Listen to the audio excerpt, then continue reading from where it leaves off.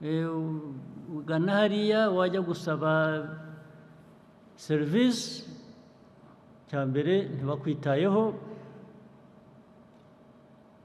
asanga umuntu umukobwa umuhungu yicaye aho ngaho yibereye kuri telefone,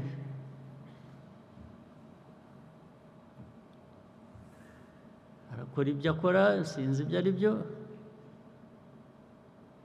kwicaraho ukamusaba serivisi akaba yanagutuka rwose, nubwo yicaraho utegereza cyangwa wagomba kubiguha ntahari genda.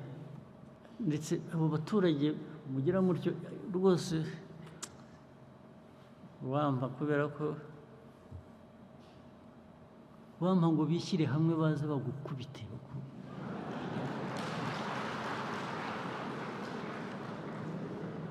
rwose, bakagira uruhande bagashaka inkoni bakaza bakagukubita.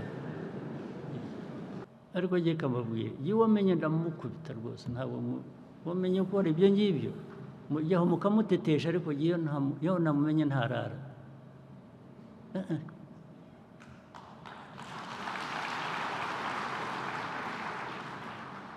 Abaturage bagaragaje ko bafite ikibazo ko bashonje, leta ifite uburyo yabagoboka, ariko icyo gihe kubera ko abayobozi bari bahugiye mu kutumvikana ntabwo babashe kubikurikirana. Bari bahugiye mu ko bo batari bashonje, bo ntibari bashonje nicyo kibazo. Yes sir.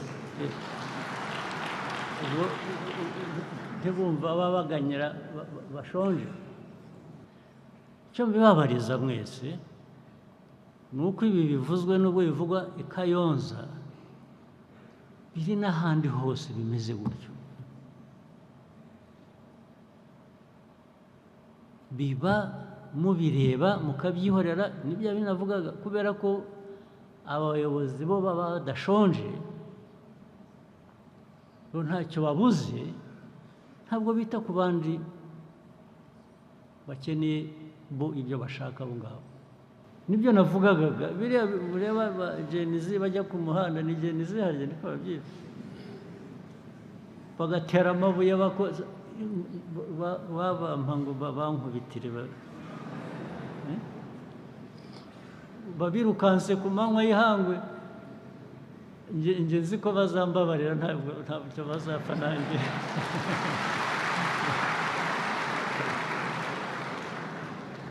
N'abariya bapfumbafu mureba bahunze igihugu bagenda baba hanze, buriya nibo babanje gukoresha bakiri hano, kubanza babanje dividing RPF, bityo batandukanye abanyarwanda, kubabwira bakaza bakabogeza, hakaza ubuntu buvuye i Burayi bukaza bahisamo, mukareba umuntu ngo ariko wowe ngo uzi ko buriya ukwiye kuba ari wowe perezida, ngo buriya ngo kandi ngo wagize utya, erega bikamujyamo ko ukwiye kuba perezida, akabishaka. Ariko kubishaka si icyaha, ariko hari inzira binyuramo.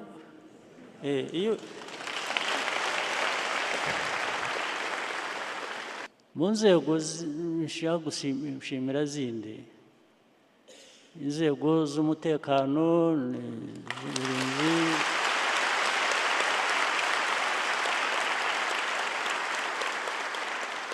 umutekano muri rusange zose, RDF, bishyire mu rurimi rw'amahanga, these forces of ours are the forces I have always wished to have.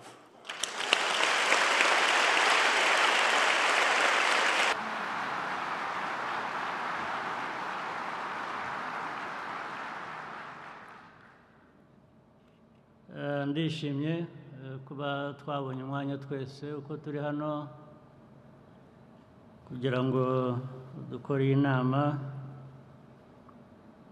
ya RPF Congress.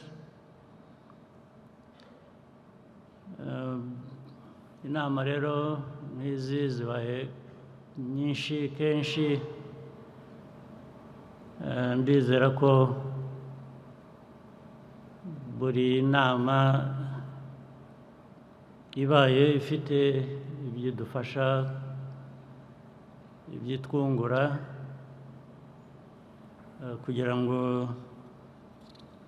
dukomeze twubake umuryango wacu wa RPF ari nako twubaka igihugu cyacu.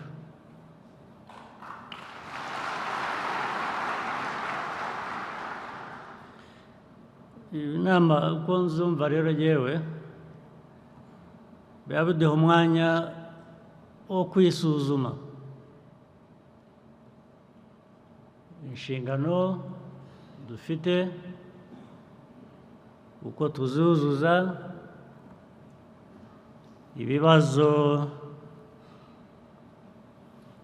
bihari ari mu muryango ari mu gihugu ari ndetse ku isi hose kuko duhura nabyo uko tubyifatamo cyangwa uko twabyifatamo kugira ngo dukomeze dutere imbere.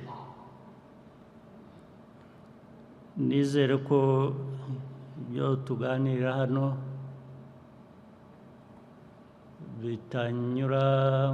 bitinjirira mu gutwi kumwe bigasohokera mu kundi gutwi, hanyuma hagati aho y'amatwi yombi tugasigarana ubusa. Ubundi biba bikwiye kuba tugumamo kugira ngo tubikoreshe kubaka no kwiyubaka.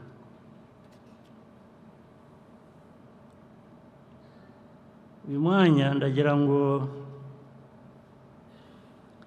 nanone tube twawukoresha dutya,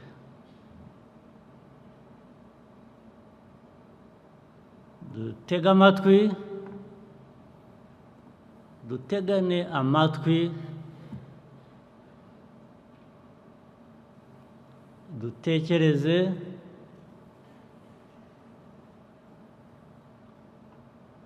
tuvuge ibituri ku mutima cyangwa uko twumva ibintu, buri wese atanga ibitekerezo bye uko abyumva, ndetse abantu babaza ibibazo bumva bikwiye gusubizwa wenda badasobanukiwe, bijyane ubundi n'umuco dukwiye kuba dufite, wenda bamwe buzuza abandi ukabananira ukabagora uwo muco. Ubundi muri RPF cyangwa ibindi byose dukwiriye kuba dukora mu kubaka igihugu cyacu,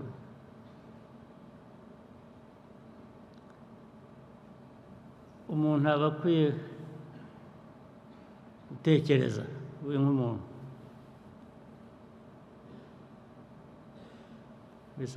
akitekereza, agatekereza inshingano afite zimuganisha cyangwa zimuhuza n'abandi, byagera ku bikorwa tukabikorera hamwe. We should be thinking independently, individually, but most importantly, act collectively. Nibwo bigira akamaro, nibwo bigira umusaruro, kuko turi hano twese, buri wese afite ibimureba ku giti cye, ubuzima bwe, ariko ko duhuriye hano biratwibutsa ko nyine dufite byinshi duhuriyeho, mu bikorwa rero niho hambere dukwiye kuba duhurira. Ntibibujije abantu no gutekereza hamwe, ariko muri bya bikorwa niho bigaragarira, niho bizira, ariko bitabujije umuntu gutekereza ku giti cye ndetse gukora ibimureba uko abyifuza. Ariko hano ni ibintu bibiri bihura, ni ibitureba nk'abantu buri umwe ku giti cye, ariko noneho ni ibitureba dukwiriye kuba dukorera igihugu cyacu, Abanyarwanda n'abandi bose batuye u Rwanda.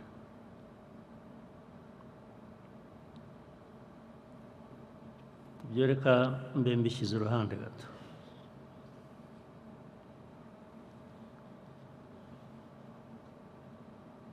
Musubire ku byo kwisuzuma, gushaka uburyo RPF ibaruta mu myaka benshi muri mwe,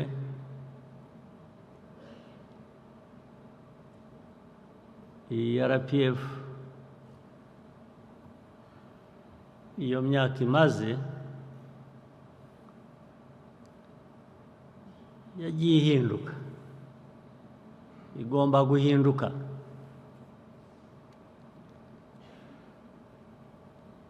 Igahinduka buri gihe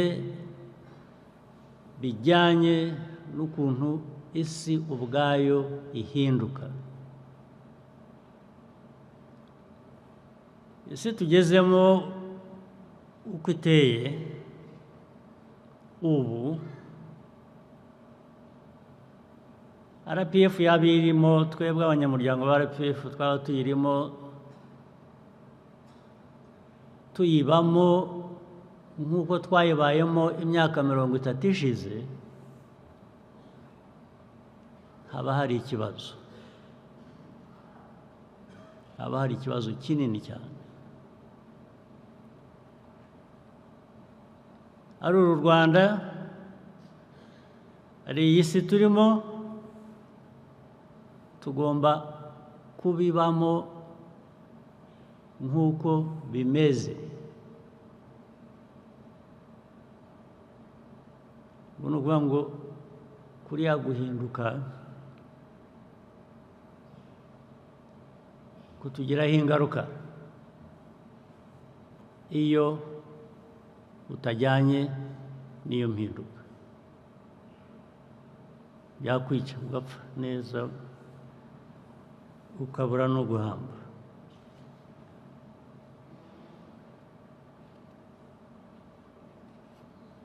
Ariko uko n'ibintu bihinduka kandi bigomba guhinduka buri gihe,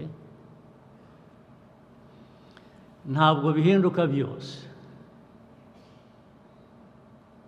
hari ikidahinduka.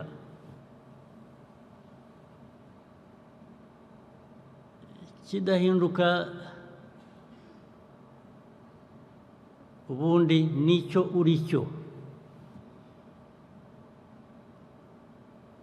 ndetse n'icyifuzo cyawe cy'uko ukwiriye kuba ubaho cyangwa wumva ibintu bijyanye n'iyo mpinduka. Hari ikidahinduka.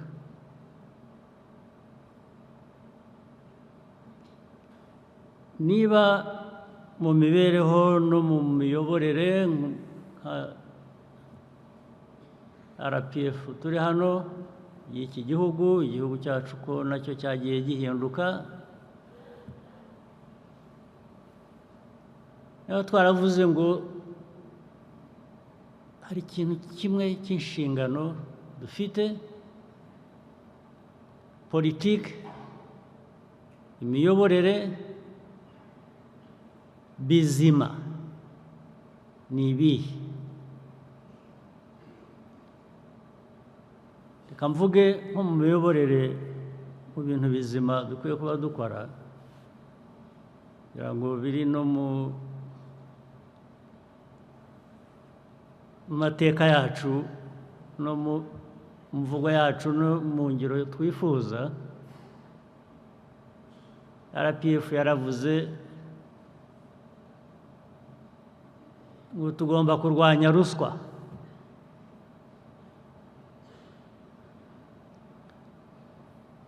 Uko kurwanya ruswa ntiguhinduka. Kiriya gitekerezo cyo kurwanya ruswa imyaka 38 cyangwa ishize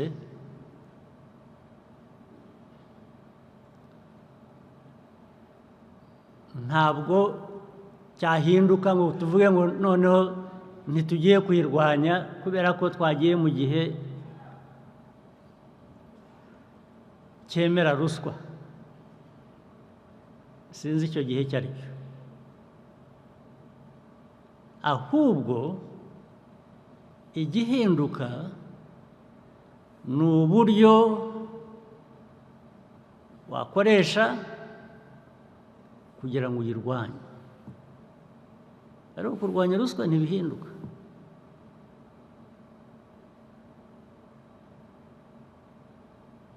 The methods you use to fight corruption, depending on the circumstances and the changes that have happened,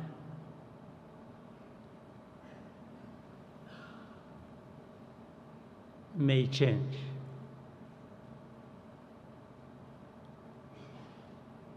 But the idea to fight corruption does not change.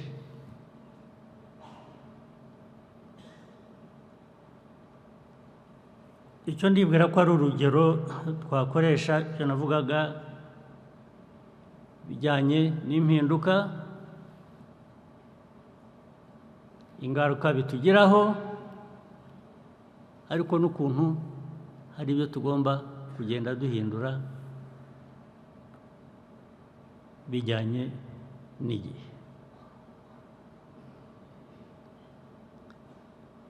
RPF rero n'abakadere bayo natwe twese abayobozi ku nzego zitandukanye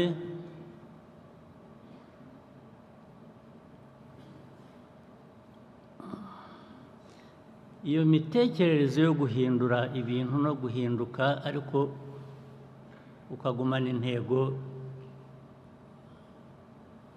nyazo ufite, hari ubwo tutabyumva neza cyangwa tutabyumva kimwe, ariko nanone iteka hari uburyo mu muryango nk'uyu dukwiye kuba dukoresha kugira ngo ibyo byose bishobore kubonerwa umuti, bigire umurongo bikurikiza. Ndetse rimwe na rimwe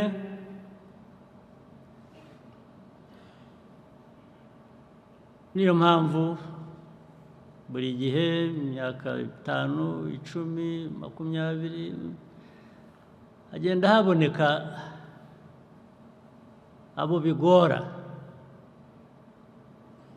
bigora kujyana n'ihame rya RPF rituyobora, irimo ibindi bice, bakagenda batakara mu nzira.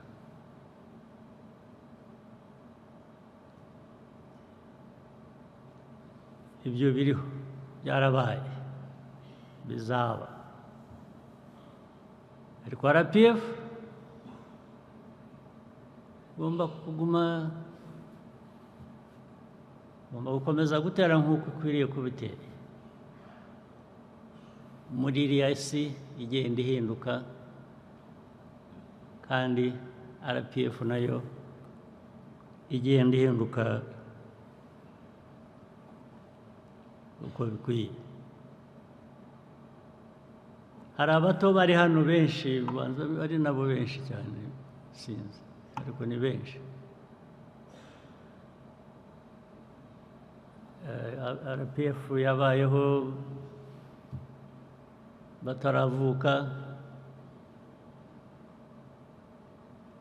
ndetse urugamba rwashingiye kuri RPF rwabohoje igihugu rukaba kugira ngo gihinduke naho urwo rugamba rubereye ni benshi bari bataravuka abandi biyongera umubare munini ubwo byombi hamwe bari impinja muri ibi ngibi mvuga ni nk'aho butaravuka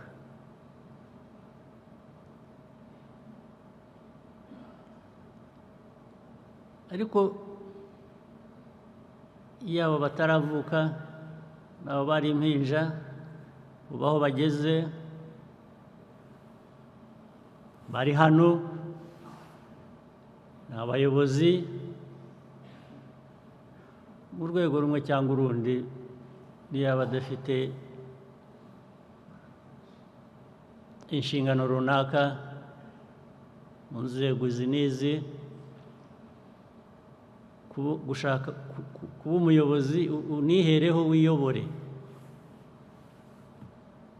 wishakishemo icyaguha aho ukwiriye kuba ugana igihe icyo ari cyo cyose uri umuyobozi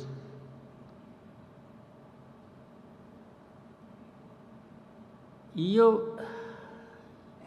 urwo rubyiruko rugenda rukura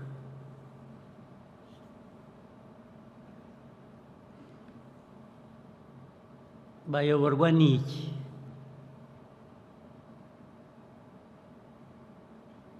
bareba he bashakisha he ikibafasha kumenya aho bagana bareba he handi hatari kuri twe abakuru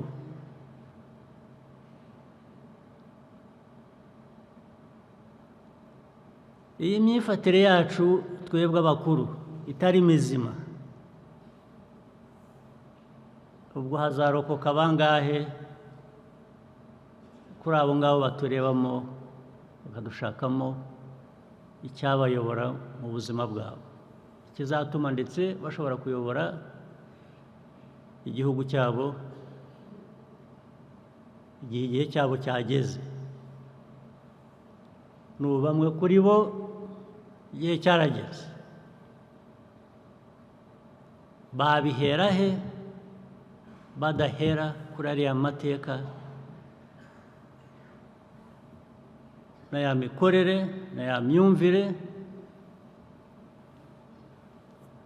twavuze mu mwanya ushize bahera he inshingano rero dufite ni inshingano yemereye cyane ntabwo ari ibintu biza hano gusa abantu bakaramukanya bagahoberana ntibaherukana twarangiza tugataha tugasubira uko twaje hano niho navugiraga ko n'uyu mwanya biba bikwiye kuduha muri twe kwisuzuma no gutekereza ibyo dukwiye kuba dukora n'aho tugana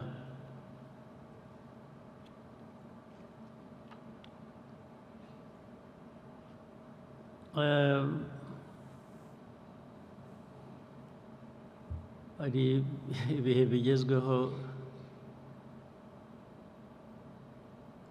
ibyo mubona hirya no hino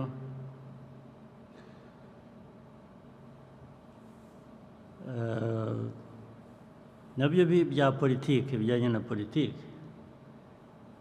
by'urubyiruko rusigaye ruhaguruka rukagira ibyo rusaba uzi ko ari ibyo ariko ukwiriye kugira ibyo basaba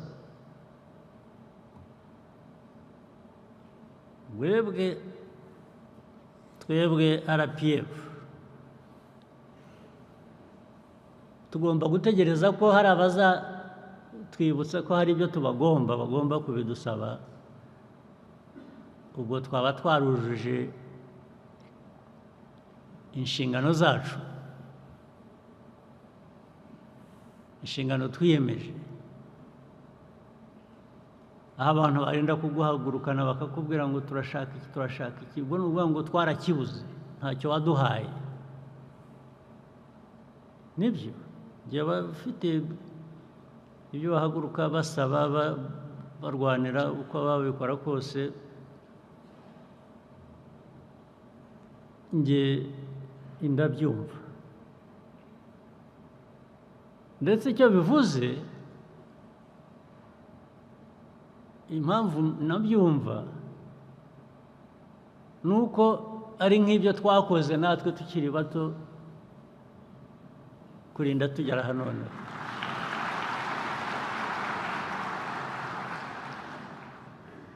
urugamba rwa RPF, amateka ya RPF ni iki kiyagize? ni ukuvuga ngo hari ibyo ugomba kubimpa. abantu bakoresha wenda uburyo butandukanye, ariko ni bimwe. kumpa uburenganzira bwanjye, ibyo ntabwo ari byo ngomba kugusaba nkapfukama. Hapana, tagombana kabisa, tapigana. Can't beg anybody.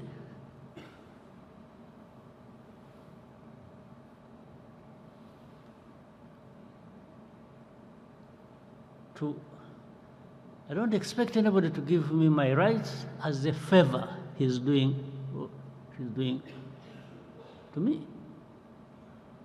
Hapana. So, hano mu Rwanda bibaye bikurikiye rwose hakagira uvuga ati there is something, hari ibintu watugomba gutaduhaye, njye nabyumva kuko nanjye niho nahereye, namwe mwese niho mwahereye.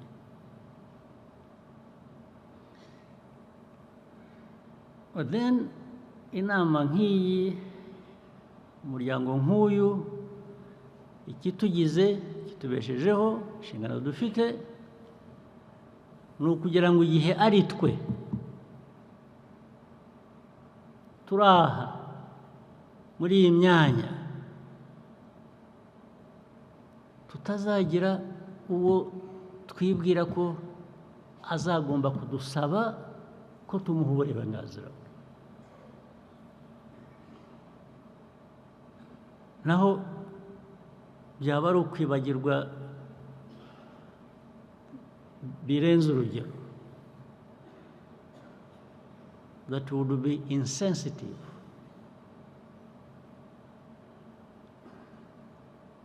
The right you demand is the right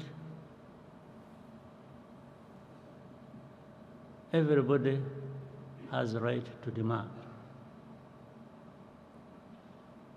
ukuvuga ngo mu mikorere yacu tugomba gukora ku buryo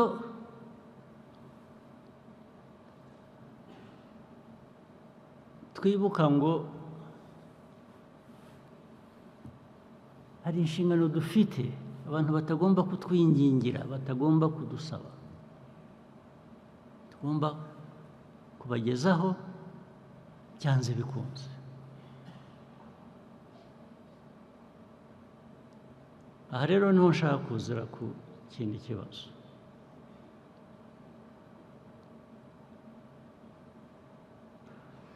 ubu tumaze hano RPF, tubaye muri leta, nitwe rwose ibintu byose bishingiyeho.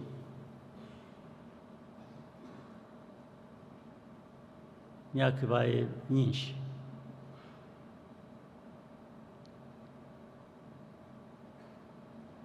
tujye twisuzuma buri gihe turebe ukuntu twuzuza iyo nshingano. Ndahera ku miyoborere, ku mikorere,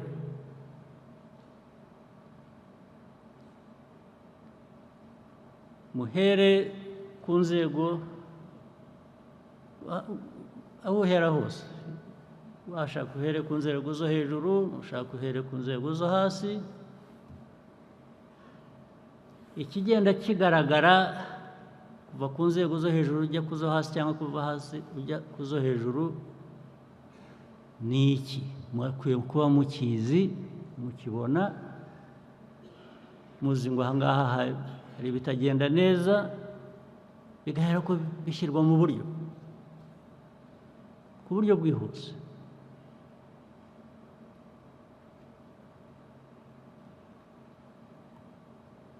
Mwe murabizi kundusha, mwari mukwiye kuba mubizi kundusha,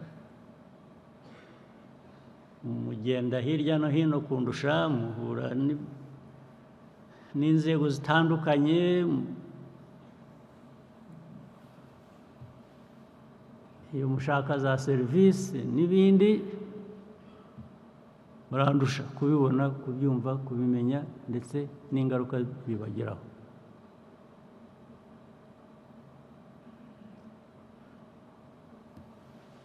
Yewe ku rwego ndiho cyangwa inzego zimwe bamwe muri mwe muriho zibahuma amaso.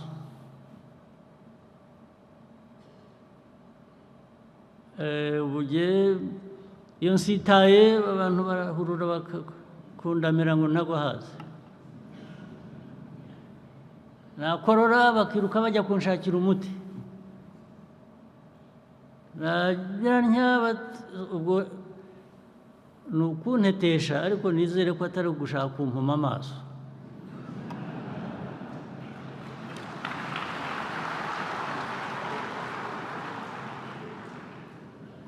Kuko ibyo bamwe bakora bagira batya nibyo buri muntu wese ashaka kuba byamukorerwa.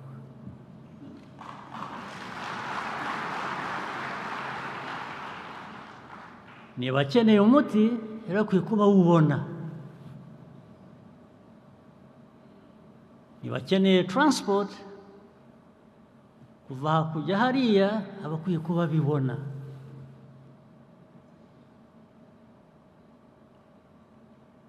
Niba ashaka amashuri y'umwana, aba akwiriye kuba ayabona.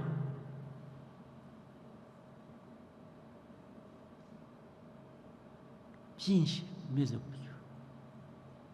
Ibyo tubibaza nde?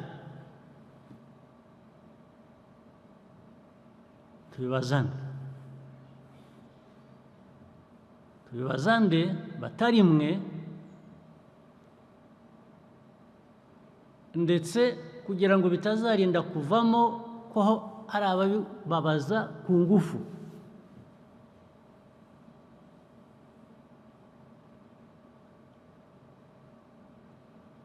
Utazenda kugira ubibabaza ku ngufu, nk'uko uyu muryango washingiye wubatswe ku buryo wagombaga kugira ibyo ubaza ku neza cyangwa ku ngufu.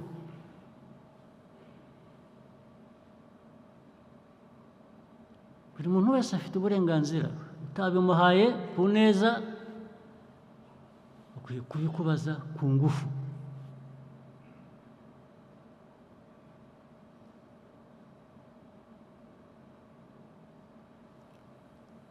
Rero iyo mwe mujyaho ukumva mu giturage iyo ngiyo bakajyaho bagahwihwisa bakavuga umuyobozi wabo kuri urwo rwego bariho, bavuga uriya hari uwabwira se we ibintu byose arekanyiza kirarya. Ugana hariya wajya gusaba serivisi, cya mbere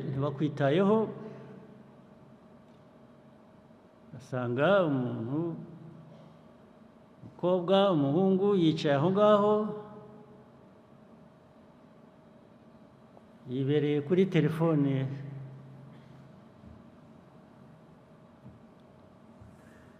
arakora ibyo akora sinzi ibyo ari byo kwicaraho ukamusaba serivisi akaba yanagutuka rwose nubwo yicaraho tegereza cyangwa wagomba kubiguha ntahari genda ibyo ni ibyo mpimbye murabizi cyangwa ntabwo mubizi murabizi cyangwa ntabwo mubizi birinda kubaho kubera iki byabaho kubera iki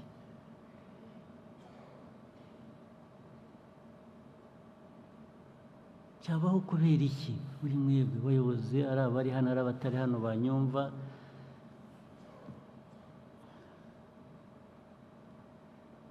ndetse abo baturage mugira mutyo rwose wampa kubera ko wampa ngo bishyire hamwe baze bagukubite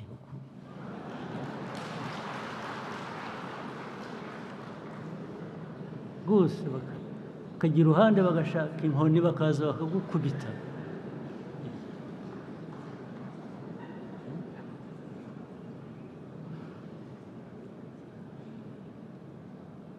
aho bijya kubera bibi rero ubwo nubwo nifuza ntyo nzi ko bidakunda iyo umuco mu buyobozi umaze kugera ku rwego ari mubi ba bantu mvuga ngo bakwiye gushaka inkoni bakagukubita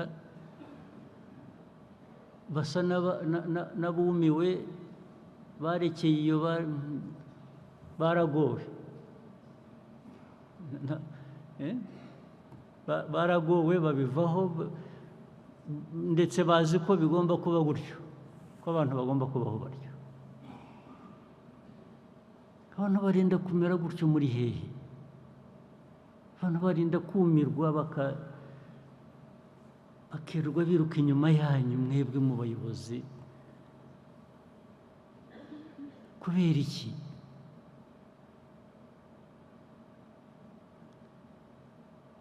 ariko ngiye kamabwire iyo wamenye ndamukubita rwose ntabwo wamenye gukora ibyo ngibyo mujyaho mukamutetesha ariko iyo namumenye ntarara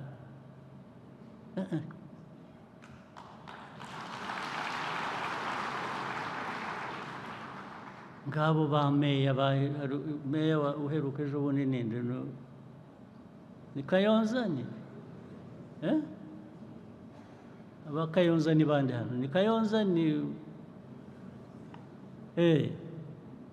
habaye iki local government minister ari hano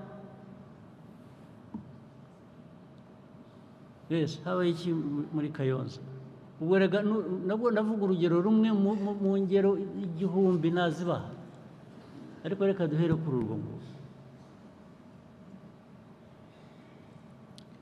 Your Excellency muri Kayonza habaye ikibazo cy'ubuyobozi butita ku baturage kutamenya ibibazo bafite ariko no kudakorana kutumvikana hagati y'abayobozi bituma rero bapfiki hagati yabo icyo batumvikanaho ni iki nuko nibyo bagabana baba bibye ni iki ni abayobozi batavugana navuga ko ari imico mibi yo kudakorana bigatuma n'ibyo bashinzwe gukurikirana mu kwita ku bibazo by'abaturage nabyo bidindira abaturage bakabura uwo batabaza kandi abayobozi bahari nyuma byaje kugenda gute cyavuyemo nuko abaturage kubera kuburira icyizere abo bayobozi bageze aho bitabaza abahisi n'abagenzi by'umwihariko ku bibazo by'amapfa yari yatewe n'izuba ryinshi izuba se uwo muyobozi yari gutanga izuba ntabwo ari byo ndavuga yakoraga byaje kubaviramo uko byaje kuba n'iki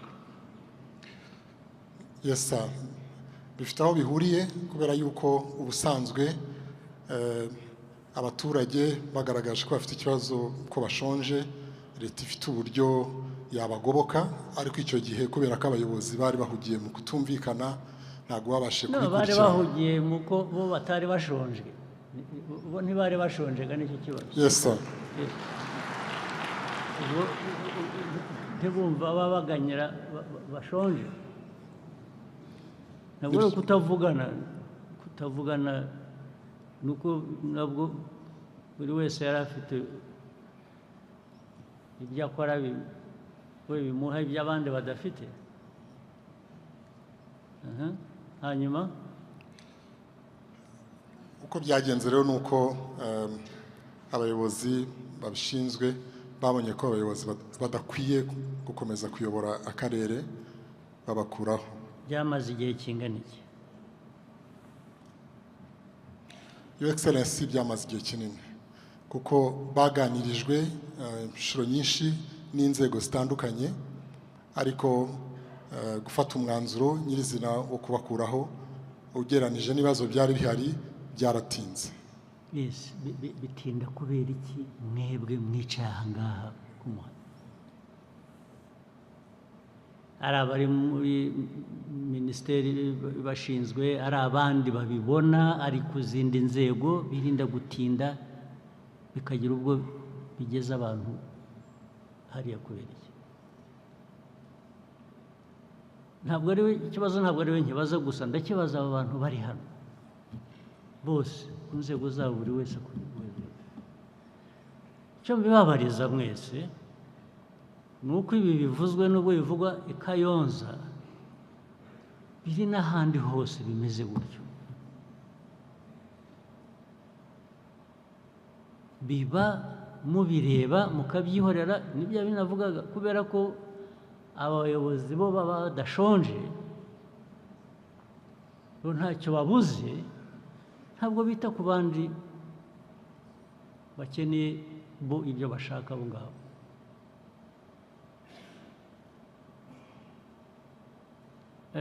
Hari kesi ya Bugarama za Rusizi, ibintu bijyanye n'imihanda, bawicariyeho umuntu wa infrastructure. Yes, mumbwire kiriya kibazo cy'umuhanda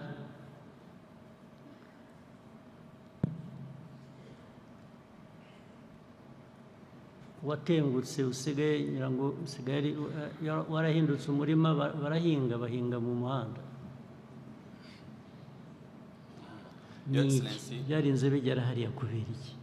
Icyo kintu icyo kibazo cy'umuhanda nyirango nakivuze, hariho nigeze kujyayo ni 2017 ni ibintu mperuka kera, ariko umuhanda warasibye. Ejo bundi abantu barinda umutekano nibo babimbwiye rwose, badafite ahantu banyura, badafite uko bagenda. Ikibazo cyagenze gite minisita? Mu by'ukuri Your Excellency, twavuga ko habayeho uburangare ku rwego rwacu nka ministry mu guhitamo ibishyirwa imbere mu ikorwa ry'imihanda, kuko hari imihanda myinshi yakozwe kuva byavugwa mwabisaba ndetse n'abaturage babisaba kuva imyaka yashize 2017, kuko mu by'ukuri uriya muhanda warangije ubuzima bwawo wari wagenewe muri 2017. Kuva icyo gihe umuhanda wari ukeneye guhita usanwa. Ni umuhanda w'ingenzi uhuza igihugu cyacu n'ibihugu duturanye, ndetse ukanafasha inganda ziri hariya. Habaye ikirego, byagenze gute? Icyabayeho ni ukudashyira ku murongo neza priority, uburyo ninde ubikora? Ni twebwe nka Minisiteri y'Ibikorwa Remezo twagombye kuba twarabikoze. Erega natwe ibyo tubifitemo uruhare, ariko nta n'ubitubwira. Mwigendera priority gusa mushatse zigatandukana n'iz'igihugu muri rusange zikwiye. Ni amakosa twakoze kandi turayasabira imbabazi, ariko tuzagenda tubikosora. Uzi ko imyaka yose nicyo kiba igisubizo, nicyo abantu barangiriza, ni ukubisabira imbabazi, ejo bikazongera bigasabirwa imbabazi, ariko tukikomereza ibyo dukora. Ubu bwaba uburyo bwo gukorera igihugu cyanyu gute?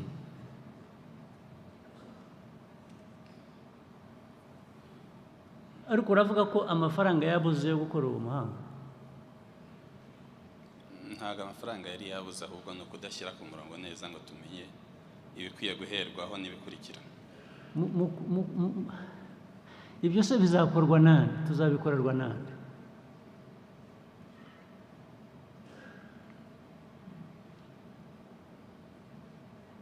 Niba minisiteri bishinzwe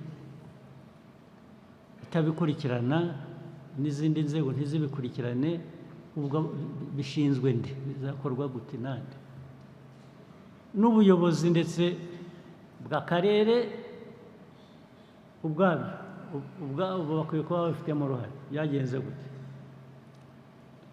Urebye akarere kagiye katumenyesha ko hari ikibazo. Urumva ibyo akarere ko kakoze ibyabo karabamenyesha, kakirwa kabasaba ko dufite, mwe mukicecekera. Ntabwo twihuse bihagije. Nta nubwo mwihuse na busa, ntabwo ari guhagije.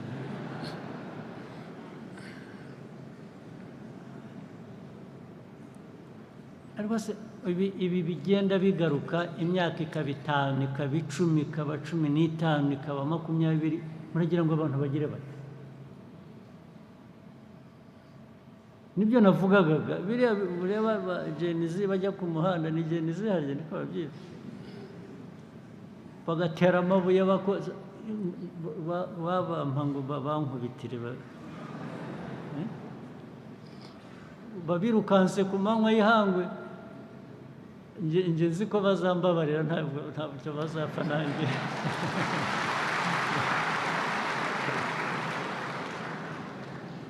Bazi ko ntabarimo kabisa abantu bakora ibintu nk'ibyo ngibyo. Ariko rero ikibazo ni uko abamvuga ngo bampa ngo bankubitire nabo ni Gen Z. Ubwo se bizagenda gute? Namwe ko muri urwo rugero, ubwo murakora, ubona iki kibazo yakigenza ate?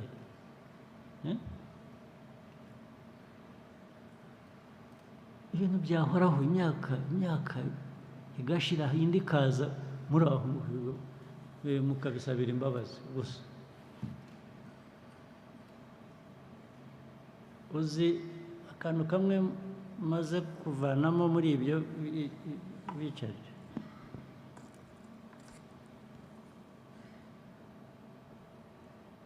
biriya avugaga bisa n'ibitagira priority, ngo bagize, usibye ko batagize priority bakora bakanabitindana. Uzi impamvu? Ariko imwe muri zo, ntabwo ariyo yonyine. Aba bayobozi, baba bato cyangwa baba bakuru, mu by'ukuri ntibahari. Ntabwo baba hano, ntabwo bahari. Ugiye kubara ingendo bagenda, bibera hanze mu makonferensi, conferences, bafite rero n'ibyo bakoresha. U Rwanda barugize igitangaza, ngo barashaka kureba babyita iki,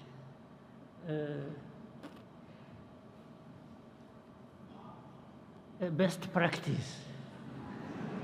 Ngo best practice iba mu Rwanda, ngo bakirwa bahamagara. Ubu habona ba ministers nka 5, 6 kugera ku 10, bose barandika basaba kugenda. Nkabaza barajyahe? Ngo bagiye baramutumiye, kandi biri important ko bajyayo, bagiye gutanga amasomo.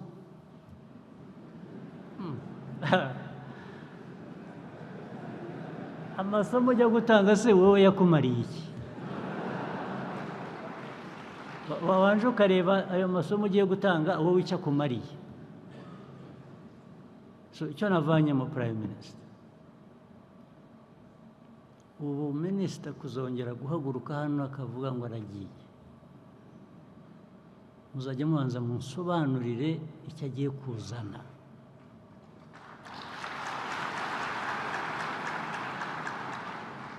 Kiruta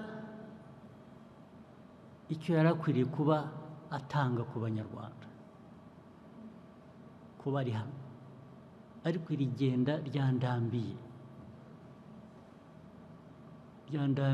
Prime Minister, undebe unyumve ngo ryandambiye. Murabyumva n'aba ba ministers bamwe bari hano mu nyumve. Iri genda ryabo ryandambiye, muzajya mubanza musobanurire neza. Si ukubisobanura neza gusa, muzajya munabisobanura mu gihe. Tubanze twumvikane icyo turi butakaze umuyobozi natagenda,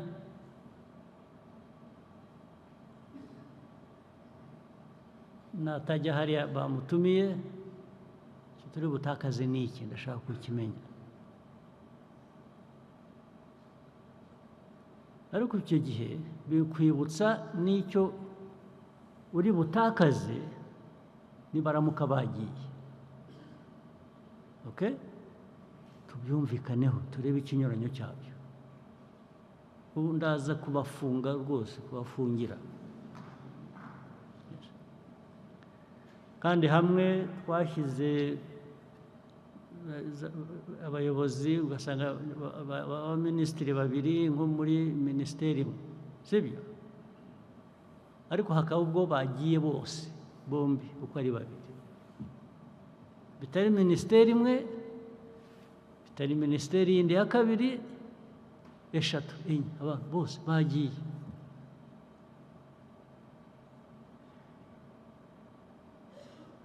Kandi uko bagenda rero nabyo mubimenye. Ubu si isigaye ubundi iri connected, ariko iyo bagiye ntumubona, naho mushakiye yagiye ntumubona. Ukabaza ariko se aho wagiye hataba telefone ni hehe? Bo mu mutwe kugenda no gukupa connection, n'abagifitanye isano n'aho aturuka. Yagiye n'uwabariye.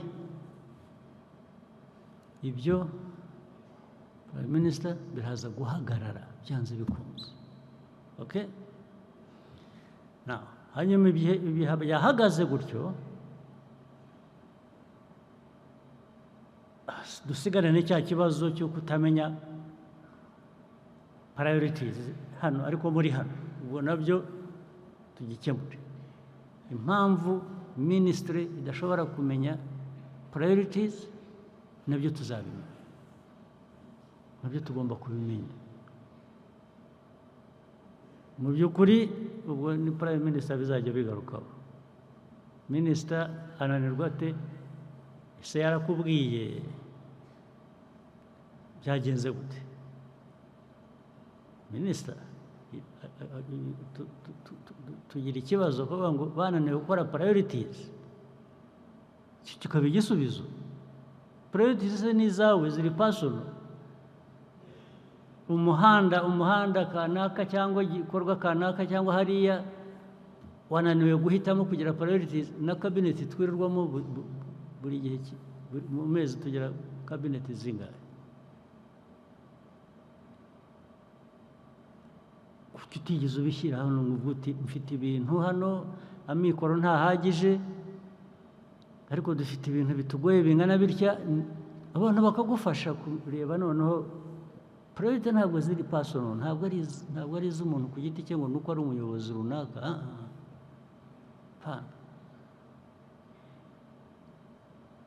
Priorities ni iz'igihugu. Decisions zigomba kuba zijyanye n'inzego mu buyobozi bw'igihugu zizwe.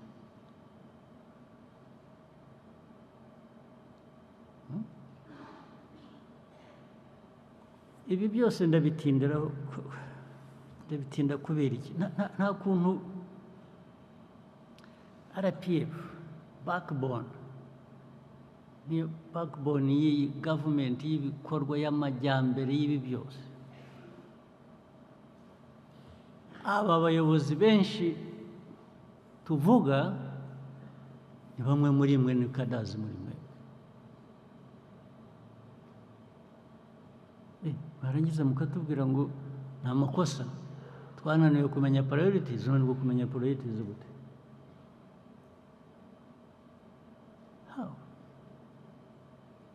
Cyangwa abantu bajya hariya bakangiza, amezi 6 agashira, umwaka ugashira, erega bamureba babizi. Nibyo nabazaga minisitiri wa local government, biriya bya Kayonza byari bizwe, byamaze igihe bizwe.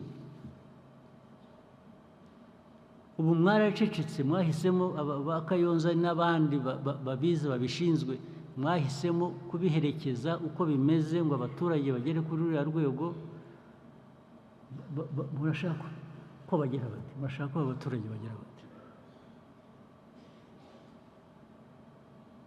Cyangwa murumva inshingano za nyarizi? Ubwo se bijyanye na RPF n'amatwara yayo mashya ni iki? Amatwara mashya ya RPF ni iki? Cyangwa n'aya mbere n'ubundi mugomba kuba mwarabeshya gatari ko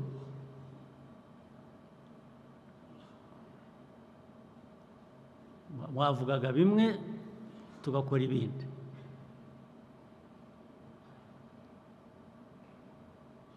Ibyo RPF bavuga,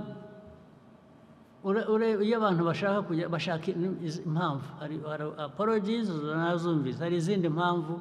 Ubu nitugaruka ku muryango nyakuri, microphone,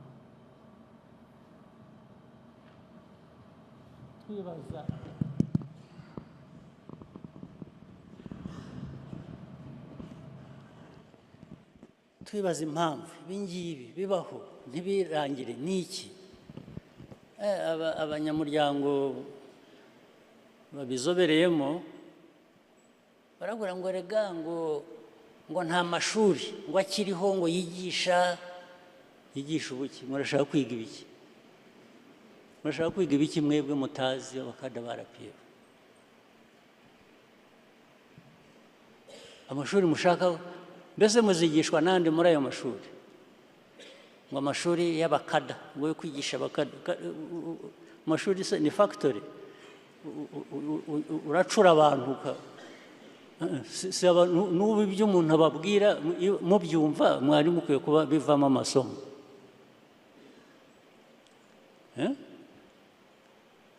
Ko nshimye iby'amashuri atakiriho yigisha ubukada, ntabwo ndabyumva ngewe, muraza kubinsobanura. Kwigisha ubukada ni iki? Ababyize se bakwiriye kuba banigisha bo, kuki nabo bakora ibyo ngibyo kandi bazajya banyuranye n'ibyo bazajya kwigisha? What is the explanation? Ibisobanuro ni ibihe?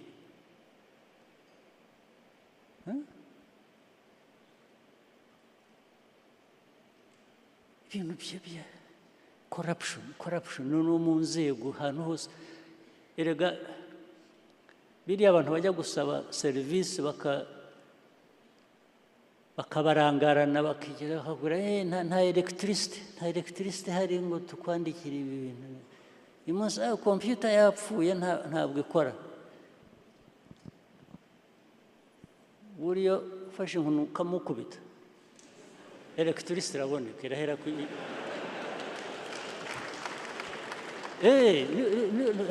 ndababwira. Buriya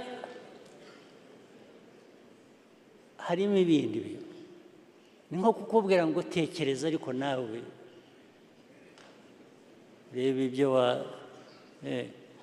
reba ibyo wampa nkwihutishiriza. Kandi koko yabanje kukubwira ko electricity ntayihari kompiyuta yapfuye iki ukagira utyo ukamuha envelope arahera ko electricity irahera ko iraboneka ako kanya uwo mwanya electricity iraza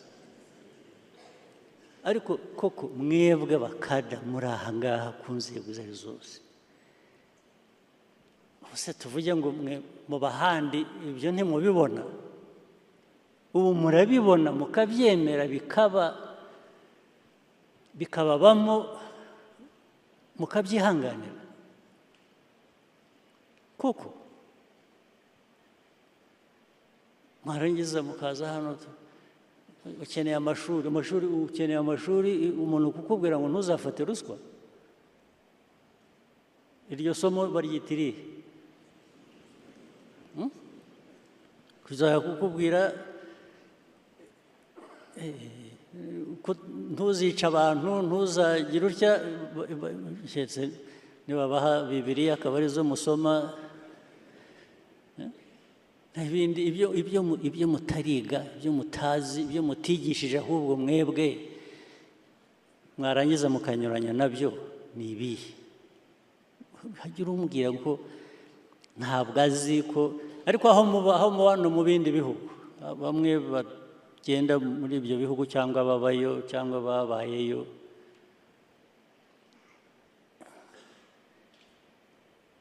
ibintu bikorwa bite ariko hari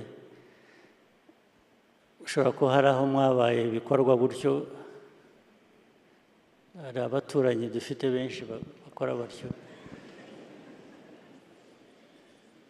sinzi niba mushaka kumera nkabo aricyo kibazo ariko uko RPF imeze uko tuyizi kandi twese hamwe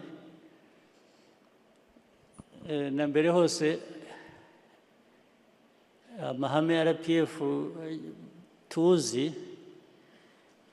yabaye tuzi ko ibyo ngibyo bibaho bikorwa ariko bidakwiriye gukorwa amahame yari ayo kutubuza gukora ibyo ngibyo ariko mukanga mukaba ari byo mukora ku manywa mukaba RPF nijoro mukaba kandi gukoresha ijambo ribi nanjye kuvuga ngo mukaba ibyo ntazi kubibana byombi kuba RPF ukaba n'icyo ntazi ntabwo bituranye rwose ntabwo bikwiye kubana ntabwo bikwiriye kuba bibana aberuye bo bareruye aberuye murabazi batuvuyemo baba ibyo ntazi nyine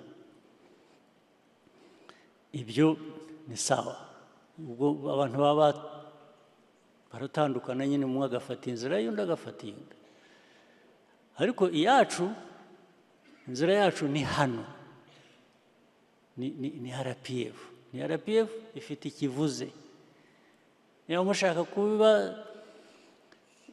subiramo ngira ngo secretariat cyangwa izindi nzego zizabakorere bwa tapes bashyireho nk'uko twaririmbaga iyi ndirimbo babaririmbire amahame ya RPF mujye mukagendana mugashyire mu gutwi ugende wumva ibyo ngibyo urebe ko byajya bikwibutsa niba ari byo mukeneye ariko ibi bintu bihoraho bityo erega ubu turishimira ko hari byinshi bimaze kugerwaho ntabwo urebye imyaka 30 ishize ntawavuga ngo ntareba ko hari ibyakozwe ariko ibikwiye kuba byarakozwe iyo dukora neza dukora ibintu bizima iyo biza kuba byikubye inshuro ebyiri uko tumeze ubu mwari kubyanga mwari kuvuga ngo aho twihuse cyane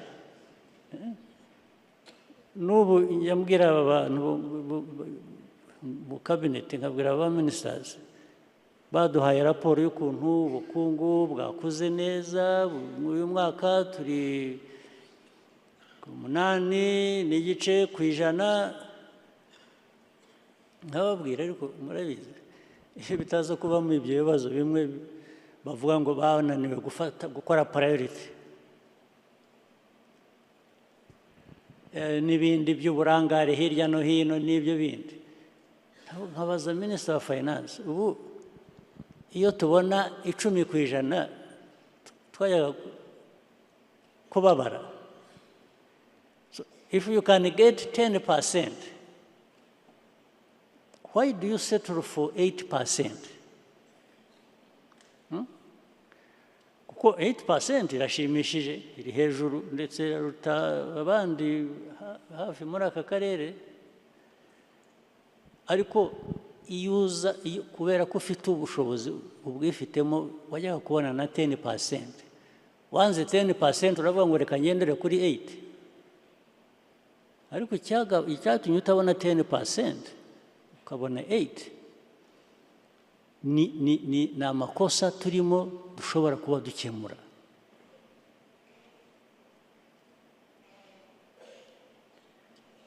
Kandi twari dukwiye kuba tuzi aho duhera. Uru Rwanda rwacu n'ingorane zose z'imyaka magana, ariko noneho uhereye ku bya vuba aha, ubu mwumva kugira ngo tuzaveyo tugere aho dushaka, keretse niba mudafite aho mushaka kugera, ambition zacu zibizihe? Ni ukumirwa gusa tukarekera iyo? Ariko ambition niba tuzifite, ndetse tukaba dufite ibibazo bimwe bitari n'ibyacu, aribwo twikorera n'ibibazo by'abandi, isi yose ikaduteraniraho. Ariko njya nibaza niba u Rwanda tugomba kuba turi ibitangaza tutazi, ahubwo kubona isi yose iteranira ku Rwanda, iyo ukareba kuri mapu no kugira ngo bakabona aho kari, ahubwo byari bikwiye kuba bibagora. Ariko ugasanga isi yose yahagurukiye u Rwanda, ariko tukanga tukabinyuramo tugakomeza.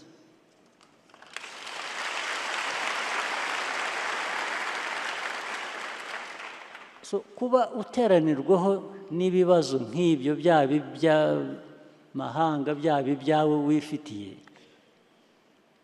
ntabwo waba the same person ukora ibintu kwigoronzora ubwira abantu ko wibagiwe, ko wagize ngo unagize ngo kugira ngo ni iki? If it is this or that, kugira ngo mukunze gukoresha mwebwe leaders ni iki? Kugira ngo ni iki? bambwira ibi sigaho ibi ntabwo bikorwa. Mumbabarire, nagize ngo. Wagize ngo iki? Batize kugira ngo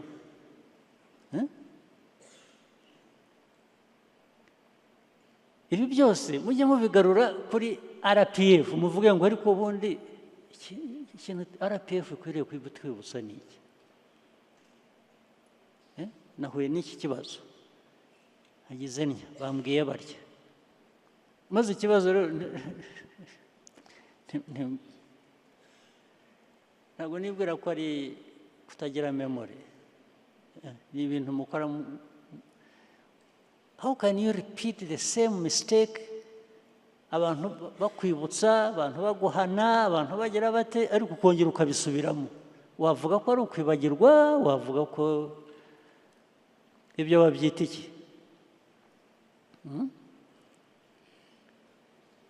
Ni umuco, uhinduka umuco mubi gusa wo gukora ibintu ubishaka, icyo ushaka, ahubwo wenda abandi batabona.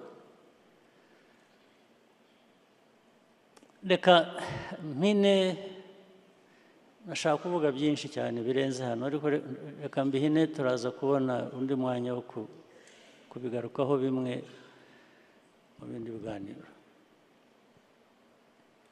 Ariko reka nsoreze kuri ibi ngibi. icya mbere muri rusange nagira ngo mbashimire ibyo byinshi bikorwa bituma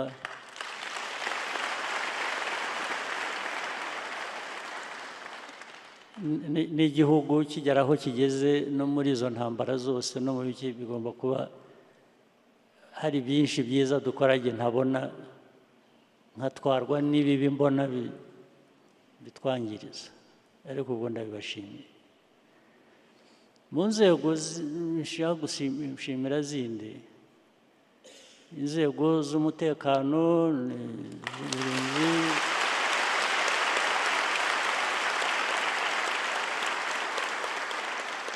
umutekano muri rusange zose RDF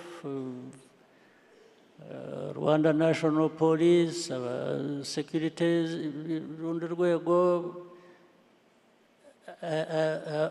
aba bantu ibyo bakora bakorera igihugu cyacu twese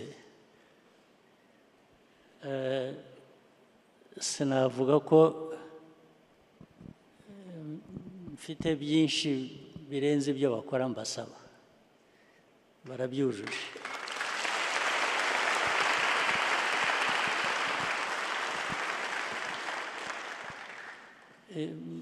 bishyire mu rurimi rw'amahanga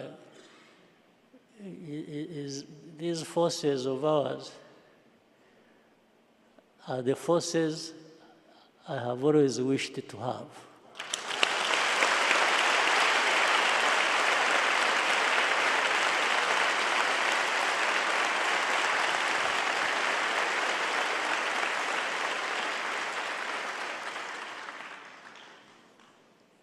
ariko noneho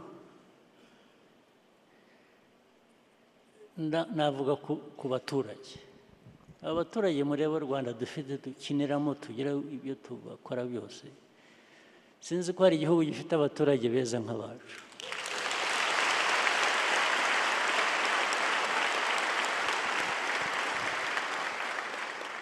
impamvu ndayikubwira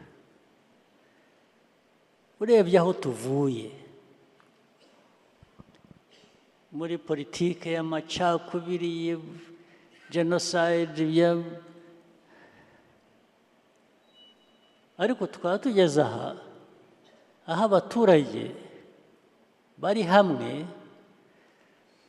n'isi yose yirirwa ibashaka kongera kubasubizaho buriya ahantu hambere hananiye aba navugaga bo hanze bashaka kudusenya bashatse ukuntu bazana mu banyarwanda kongera kubatandukanya ngo bajye mu mwiryane abaturage barabananira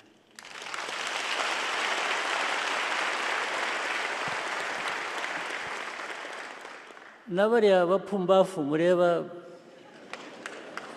bahunze igihugu bagenda baba hanze buriya nibo babanje gukoresha bakiri hano kubanza babanje dividing RPF batandukanya abanyarwanda kwabwira bakaza bakabogeza bariya bose mureba bari za Amerika bari South Africa bari hehe barazaga ariko kabisa mwangiriye neza kwanga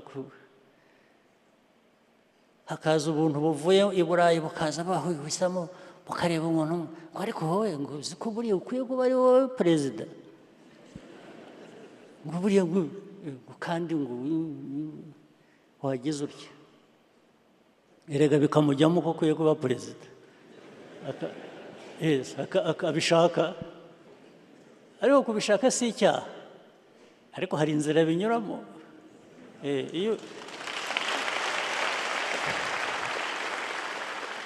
iyo ubishatse gusa ugashaka gukora wibwira ngo abo ngabo bazagufasha kubigeraho bose ku murongo byagiye bibananira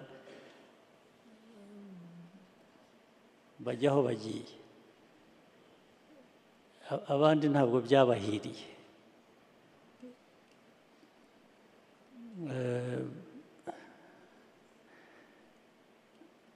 abaturage ureba ubu bwa NGOs ubu buntu birirwa bureba abantu birwira ko abaturage bakagenda bagashaka kubagira ababo ntibabagira ab'u Rwanda bakabagira ababo. Niyo mateka tuzi mu bintu hirya no hino, ariko abaturage bacu baranze baba b'u Rwanda. Yes.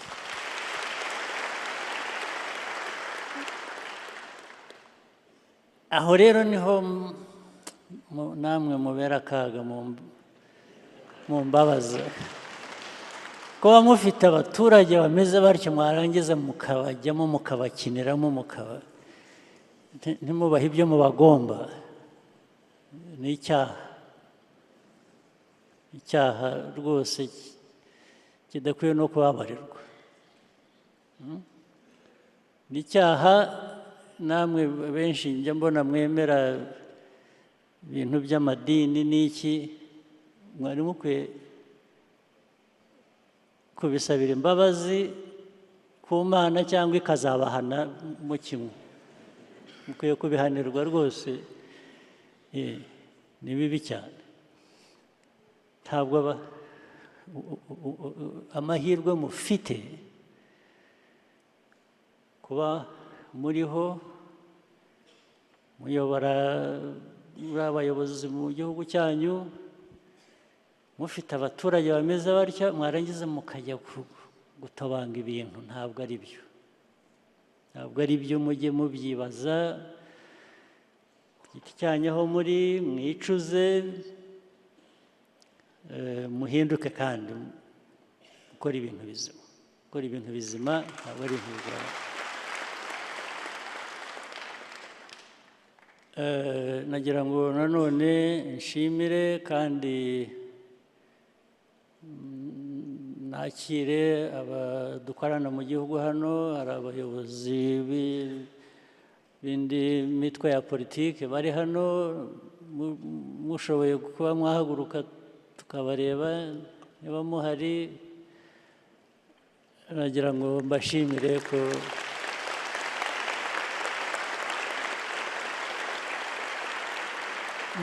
ko mwaje kwifatanya natwe, kandi n'ubundi mufatanya natwe no muri kwa kudacamo ibice abanyarwanda n'iki, mukemera tugafatanya, mubifitemo uruhare runini. Ndabibashimira.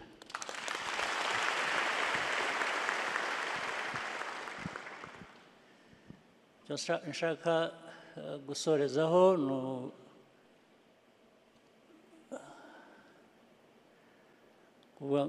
natangiye mvuga impinduka zikwiriye kujya zibaho buri gihe bitewe n'uko ibintu bimeze n'igihe, no muri RPF ubwayo. Nagira ngo mbateguze, ngira ngo biraza gushyirwa mu buryo mu masaha yandi ari imbere tubiganira. Hari ibintu bimwe nahuye n'abayobozi bamwe b'inararibonye ba RPF ndetse abandi founder members ba RPF, mbasaba ikintu kimwe, ikintu gitoya, ntabwo cyari kigoranye, ko twagira ibintu duhinduraho bike mu structure iyobora umuryango, tukazubakira aho ngaho, dukora wenda n'izindi mpinduka,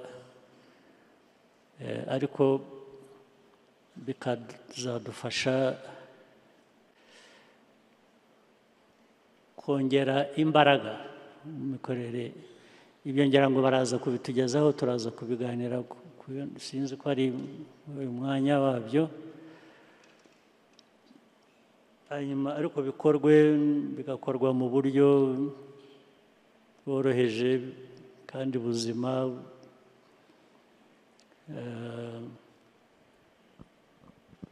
Ubwo turaza kubigeraho.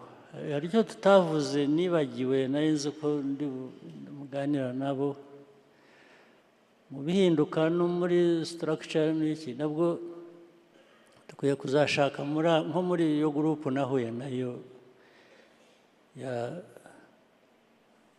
most senior cadres ba RPF dukwiye kuzahitamo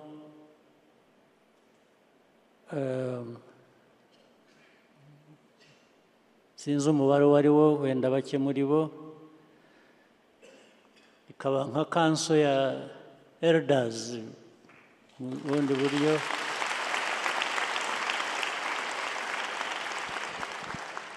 ikagira uruhande ikajya igira ukuntu ireba ikavuga atari ku ikagira ukuntu ivuga yicaza umuntu igihe babona umuntu agenda adakoze ibirenge hasi aguruka bakamubwira atari ko garuka hasi kandagira hasi reka kugendera mu kirere ibyo nabyo tuzabiganira wenda na hano twabiganira nta kibazo mbona nagira ngo mbateguze gusa tubitekereze hari structure zisanzwe z'umuryango tugiye gutinkaringa nazo tukagira ibyo habaho uburyo bwa reinforcement then nifuzaga ko nabasaba ko tuzashaka iyo gurupu wenda nk'abantu nka 5 babaye benshi 7 ni igitekerezo mushatse mwabagira 3 mushatse mwabagira 4 tukareba uko tubaha iyo nshingano yo kuba batari mu bintu day to day ariko bari iruhande bareba bakaba bakwibutsa umuntu atari ko itonde cisha amagi yananirana ubwo bikaba ibindi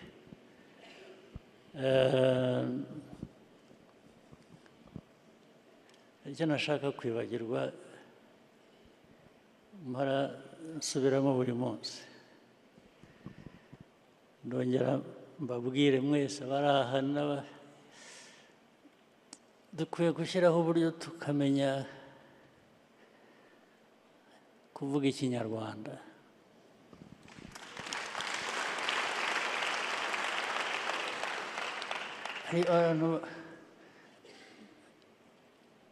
kandi kuvuga ikinyarwanda simvuga abatakizi koko ndavuga abakwiriye kuba bakizi ariko bacyangiza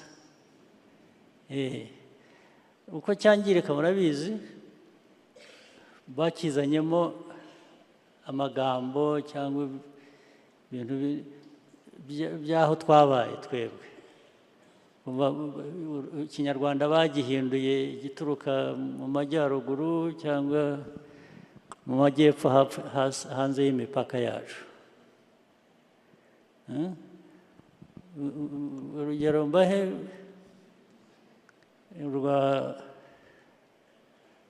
hari ikintu mpora numva kikandya mu matwi nkagira nkumva nkabwira abantu maze nkunda no kucyumva nabonye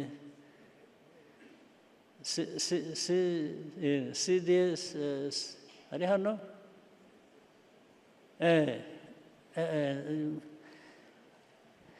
mu ame yacu cyangwa na IGP mu gipolisi kumva kuvuga ngo guhereza murabyumva ukuntu babikoresha namuhereje bikaba guha bakabihindura guhereza nahaye umuntu iki yampereje ntabwo ari ikinyarwanda bihagarare ariko ndavuga nk'ubu ngubu aho tuvugira aha bihagarare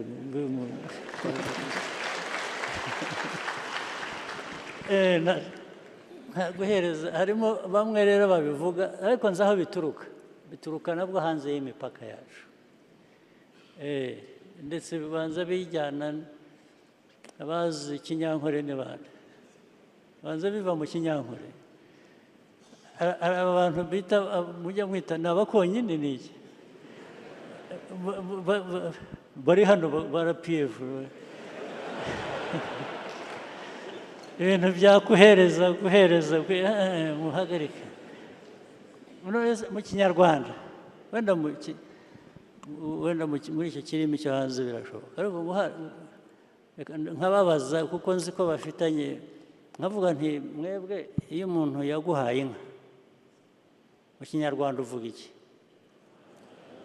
ntabwo yaguhereje inka yaguhaye inka so that is a big difference ntabwo bibaho mu kinyarwanda mu kibi kinyarwanda ikindi ni iki hari ibindi nyanumva uvuga biryana mu matwi kumva reka twese twigishije ikinyarwanda ntabwo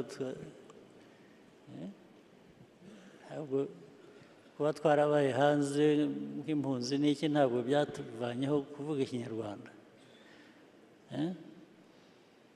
nta guhereza n'ibindi muzadufasha abazi indimi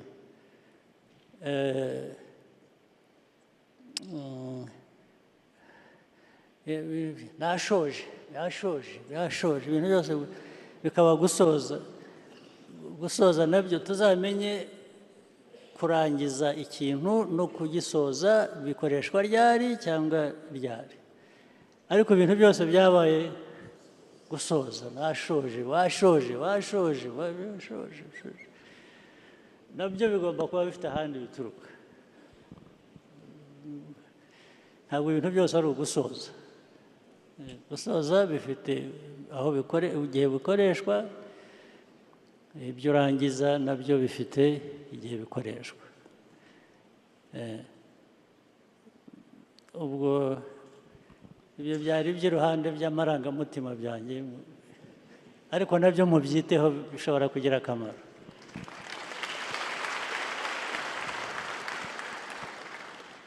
ngira ngo rero reka mpinira aha ngaha mbashimira ibindi bigiye gukurikira kandi ntibagirwa no kubifuriza ko muzagira noheli nziza n'umwaka mushya ugiye kugenda murakoze cyane